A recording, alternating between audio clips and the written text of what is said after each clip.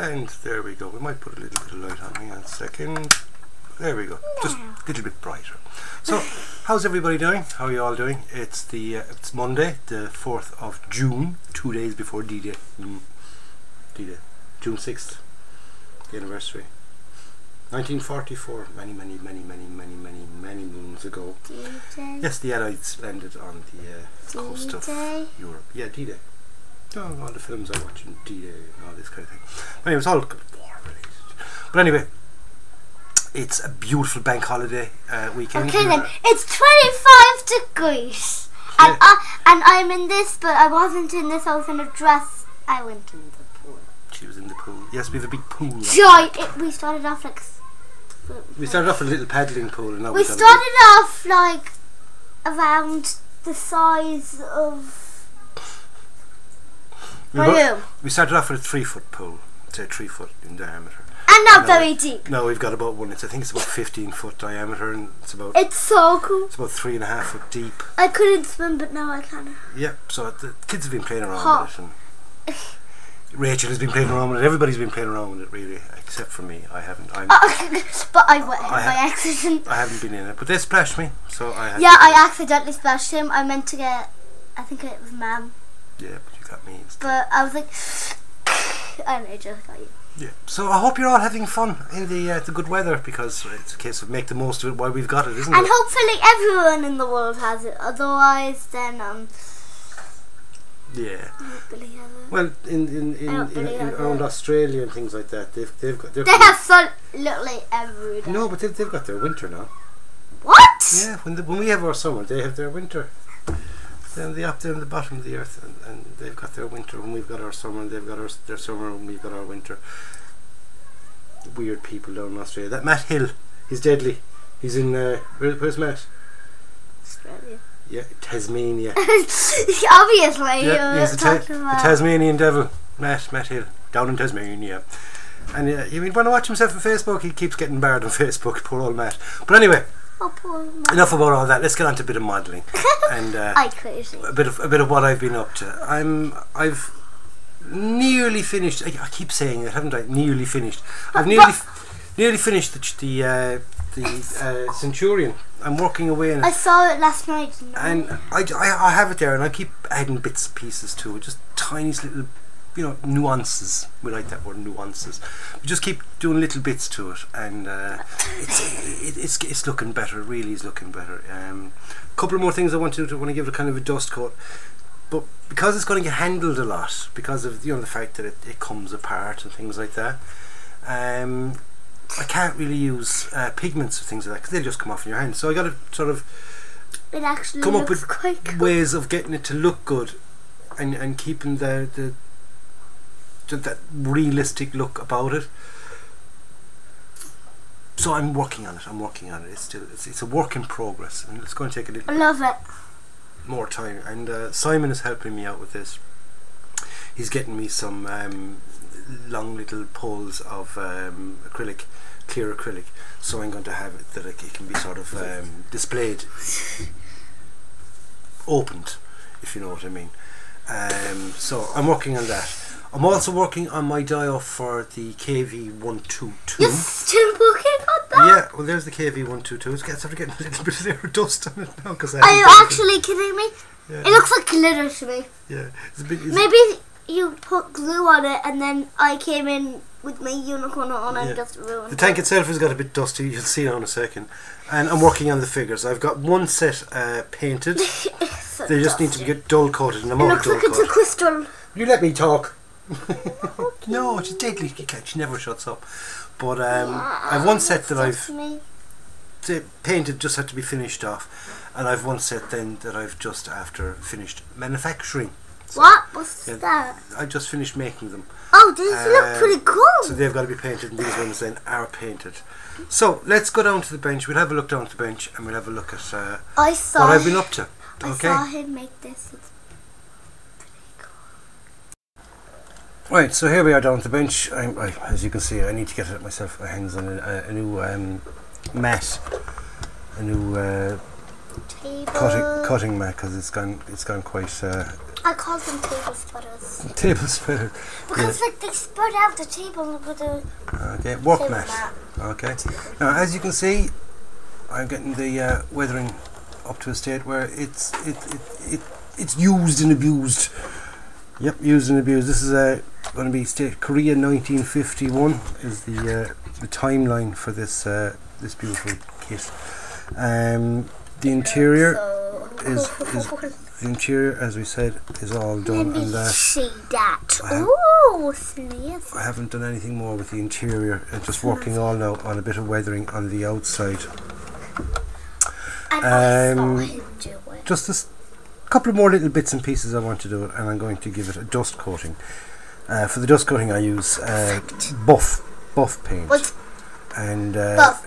Okay then. into the airbrush about 2 feet away and give it a kind of an over dusting, and it lightens off everything and gives it a kind of a dust coat. It works quite well, and when it dries in, then at least you're not going to rub it off like you know, if you used say dust or pigments to create the dust. Each time you touch it, you're just going to smudge it and smear it, and it's going to be all over your head. Yeah. So that's the Your figure's falling. yeah. Okay. That's the Centurion. Still a work in progress. Still getting there, but quite happy with it. Quite happy with how it's progressing. Beautiful kit. Absolutely beautiful kit in 1/25th scale. So it's actually quite large. So let's get on now. Oh yeah, there's the two figures. Those really cool metal. Two of the figures for the for the Centurion. We've got a commander, and we've got a soldier with a Lee Enfield 303. Okay, so that's all looking good. Oops, bit of super glue needed again here. We have to pop in the his strap, his rifle sling. Strap, yeah, it's called a sling, a rifle sling. Why, I do not know, but that's what they're called. There was metal on that. It actually looks like one. So here we got the KV-122, and like I said, she's a bit dusty. She's a bit dusty. It doesn't really show on the camera, but trust me. There's the KV-122. That's all ready. Wait, that's finished. That there's nothing more to be done to that. Oh yeah. Could you pass me down that, sweetheart? The little thing. me dial. This. Yeah, don't worry about it. There we go. Right. I forgot there was no floor to this. I thought it like broke off or something. I was like, Jenny. Right. We also have this. I love it. Oh my god, the motorbikes we've got falling. a little Harley Davidson inside there. I saw one at okay. the two at the painted up with a red star. Yes, they had Harley Davidsons. Don't want river counters coming on and say, well, it's an American motorcycle, how do the Russians have them? Lend-lease, that's how they got them. Okay. Right, so they just wanted them, so they just bought them off eBay. The Russians bought them off eBay during World War II. Right, here we've got our observation platform, okay, for the test range where they're testing the KV-122. Like I said, the KV that tank never went into production, so it was just used as a test. Yeah, it was used as a test bed to come up with different ideas and different things, and they wanted to get the big gun into the turret. So oh yeah, I knew that. They did all that. So that's the observation platform, tower, whatever you want to call it. I'm gonna call it the observation hub. Yeah, so that's there. And now we got the figures, right? We got the first set of figures, which is somewhere. Which is this set here, right? Oh, which hello. is Soviet officers at field briefing. Okay, that's our first set. It's a mini art set, 1/35th scale. Okay, kit number is 35027. Oh wow! We have 5 figures there. That's the first set. And aren't they painted? And here we go. We start off with the tankers first. We've got a. Ow. Don't say that. I'll just get the light in there. Right. So here we've got tanker number 1. Oh, here. Okay. Still, I want to dull coat them because their uniforms are very, very shiny. We've got tanker number 2. He's looking at a map. So is he. Okay. Right. And the maps, I drew the maps on myself. Okay. You drew them yourself. It does come with maps on the decals. No, not a decal, but on the instructions. I'll just show it to you here. Oops, it is here. comes in there. You can cut out those maps, but they're black and white, and maps would have been coloured. So I said, right, do I colour in those? You'll end up making a horrible job. Well, I would anyway. Well, I would. So I decided to paint my own little maps on. I do. And I think they're much better. I'm quite happy with those. Right, so there we've got our second tanker figure. Okay. Here's your third. Our third tanker guy. Oh, I guess fourth then. Okay. I'm quite happy with these. I've got another chap here with a map and his big thick bushy eyebrows. Oh my god. Overdid it a bit with the eyebrows. They need to be sort of taken back a bit. But you could put just a tiny, like a very thin brush, and where the eyes are supposed to be, put a little white dot or something. Yeah. Alright. I don't know. There's his map. He's sitting there, the Russian officer, and we've got a Russian officer then looking at his watch. This guy. Now, I'm trying to get it a bit brighter, but for some reason that just won't work. It won't work. But there we go. There's our other officer. There's the majesticalness. Okay, quite nice. Quite happy with those figures. Now, I'm not the best of figure painters. Are you kidding? Far from it, to be honest with you. But they're nice figures, and you can do a nice job with them. Okay. I think you're pretty good. The next set of figures were these. And I don't it's Soviet infantry set, mini art again. Set 35108. Okay, which gives 5 figures and a load of accessories, which is quite nice. Accessories? Oh, that's the one with the cup, isn't it? Okay, so the cup and the spoon. We've got these guys here. So we got first guy marching along, and as you see, I made his rifle sling out of a bit of Tamiya tape. Really? Wow. Just folded it over so it's not sticky, and then just sliced it into little thin strips, so you can do the rifle slings with those. That is very good. So it clever. works. Some people use little bits of tin foil, loads of other different ways of doing them. That's how I do them. I find it does the job. Okay, so that's figure number 1. What is this one? Figure number 2 is a Russian officer with a set of binoculars. It's a wrap. They go together really, really nice. Really, really do. They look like they're real. So Mini Art have done their job. It's up to me to get to do the painting side of them. They look we got another guy with his submachine gun and another rifle sling kind of thing. That actually goes through his hand. So I drilled a hole through his hand there. So he's now grasping the thing. Because his hand was say like that, but it was filled in there with plastic. So I just drilled it out. And now it can fit down through, as you can see. Okay. You just drill through his hand. That's so the strap is there. Right. We've got figure number 4. He's got another machine gun just slung over his shoulder. Like a neck strap, we'll call that. There's figure number 4. The other one's a shoulder strap. We've got figure number 5. Okay. I like that one because its hat is really cool. Yeah. Oh wait, all of them have that hat. No, there's 2 of them with that hat, 2 helmets, and 1 with an officer's hat. Because that's his office. Right. So same idea with him. With this guy, just drilled out a little bit where his hand goes around the strap. Slip the strap up through it, and away we go. One thing I have noticed though, these are mini art figures, and the figures that I have with the tank are Zvezda figures, right? And there's one of the Zvezda figures, the Zvezda officer or tank officer with his little map and everything else. Another map one. Oh, and if you look at the size of them, from one to the other. Oh my god, one of them smaller!